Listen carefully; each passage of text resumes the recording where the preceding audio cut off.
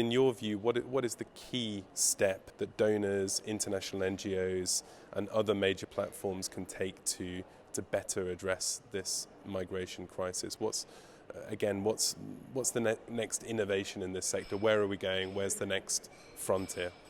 I think the frontier is to have less border, less frontier as well. You know, it's a global crisis, so really I think be open to innovation.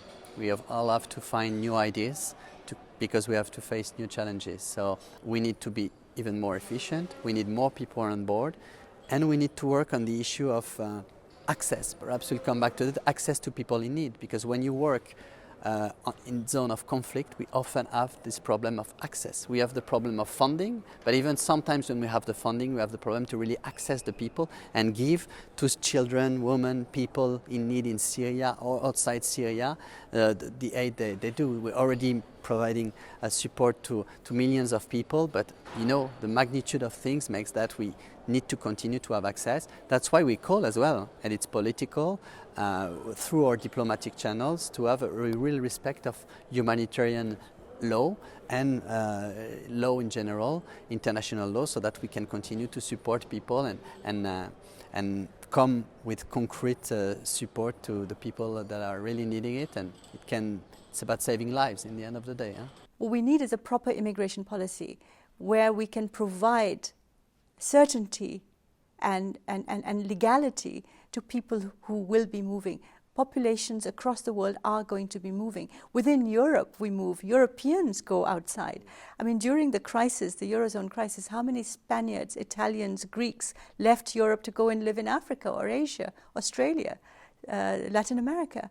So people are going to move. That is the way the world is. That's the way humanity is.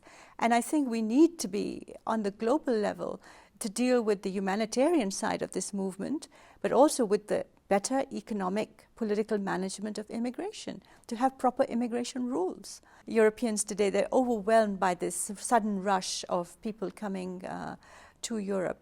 But I think if, with time, this will become the new normal. We will become used to the fact that there will be refugees, immigrants coming. There's a huge need for public awareness raising and education around the migration issue, because in the absence of positive messages around the migrant crisis, you know, if the only information that people are getting is through a media coverage that's a little bit sensationalist and perhaps a little negative, people do feel overwhelmed and they do feel very concerned about the impact of all of these migrants and refugees arriving on their own well-being and their community's well-being. So to me, public awareness raising across Europe, and that's something that will, if done well, would free politicians up to be a little bolder in the actions that they take. But as long as the public in Europe don't understand the importance, first of all, the legal obligations that their governments have to receive the refugees and provide them with refuge, but also to, provide for safe and legal routes for migrants to come to Europe, and more effective ones, and basically a common European approach to doing so, then the politicians will find their hands tied, I think, and many of them lack the courage, the political courage that is necessary to be able to perhaps take the kind of approach that we see happening in Germany at the moment. So public awareness raising, I think, is key.